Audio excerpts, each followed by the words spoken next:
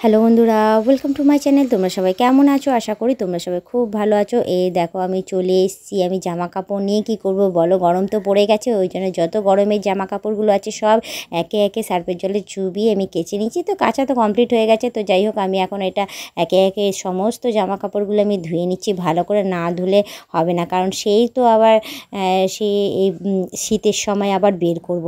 তো তার জন্য ভাবলাম যে এগুলোকে ভালো করে ধুয়ে প্যাকিং করে তারপর আলমারির ভেতর ঢুকিয়ে রাখবো। তো যাই হোক, এগুলো আমি এদিকে ধুতে থাকি। তো তার মাঝখানে তোমাদের আমি একটা কথাই বলবো, তোমরা যারা নতুন দেখছো তারা অতি অবশ্যই আমাকে সাবস্ক্রাইব করে দিয়ে বেল আইকনটা টুক করে টিপে দিয়ে অল নোটিফিকেশানটা অন করে দিও। আর এই দেখো, তার সাথে সাথে চাদরও কেচে নিচ্ছি। আর এত কাছাকাছি করছে না কয়েকদিন থেকে কন্টিনিউ, আমার না কোমরটা পুরো ধরে নিয়েছি। আর কি বলবো বলো, এখন না আর বেশি কাজকর্ম করতেও পারি না, একটুতেই হাঁপিয়ে যাই। এমনও না যে বিশাল একটা ভারী সারি চেহারা হয়ে গেছে, তোমরা আমাকে দেখতেই পাচ্ছ।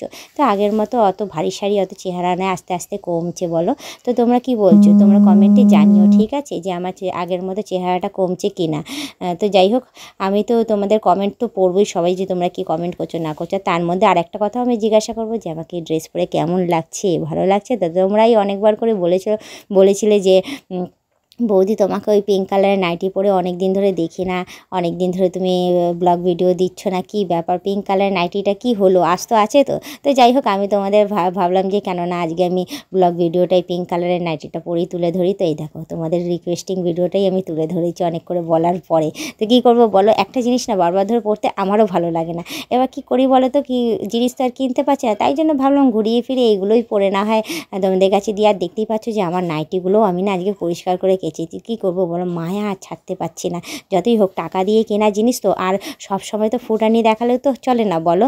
হ্যাঁ, আগে জিনিসটা কিনেছি, ছিঁড়ুক, তারপর তো আবার নতুন জিনিসটা পরবো বলো। সবার ক্ষেত্রে তোমরাই বলো, তোমরা যখন নতুন জিনিস কেনো তখন ওটা যতক্ষণ না ওটা রং উঠছে না, ওটা ছিঁড়ছে না, তোমরা কি ছাড়ো বলো? অত টাকা কি খরচা করা যায় বলো? এদিকে সংসার রয়েছে, এদিকে আবার অনেক খরচাপাতি রয়েছে, তার মধ্যে যদি এত ফুটানি দেখি এবারে, তাহলে কি করে চলবে বলো? তো যাই হোক, আমি অত ফুটানি দেখেন, আমি ভীষণ সংসারিজ্ঞ। আমি যেরকম কাজেও মন দিই, নিজের কাজটাকে মন দিয়ে করি, সেমনি আমি আমার সংসারটাও মন দিয়েই করি। আমি আমার সংসারের জন্য আমি বেফালতু খরচা আমি করি না, কিছু মনে করো না। যতটুকুনি দরকার ততটুকুনি আমি করি, এর বাইরে আমি এক্সেস খরচা আমি একদম করি না। তো তোমরা জানি, তোমরা আমাকে দেখেই বুঝতে পারছো। তোমরা অনেকবার করে বলছো বৌদি ড্রেস চেঞ্জ করো, বৌদি ড্রেস চেঞ্জ করো, কিন্তু করতে পারছি না।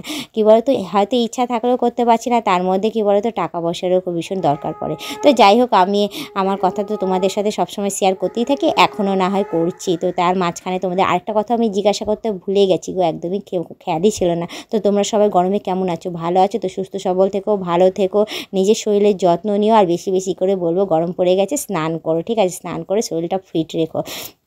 তো যাই হোক, আমার এদিকে কাজ কমপ্লিট হয়ে এসেছে।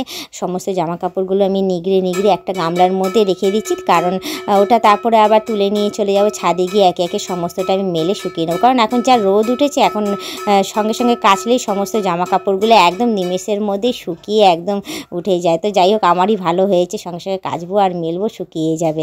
তো এইদিকে আমি সব গুছিয়ে নিচ্ছি, গুছিয়ে তারপর চলে যাব এখন ছাদে আমার সমস্ত মেলতে জামা কাপড়। তো আজকের ব্লগিংটা আমি এখানেই শেষ করছি। আবার অন্য দিন অন্য কোনো ব্লগ ভিডিও নিয়ে হাজির হয়ে যাব। আজকের মতো টাটা, বাই বাই। সুস্থ থেকো, এভাবে আমাকে দেখতে থেকো, আমার পাশে থেকো, আর আমাকে প্রচুর পরিমাণে সাপোর্ট করে যেও।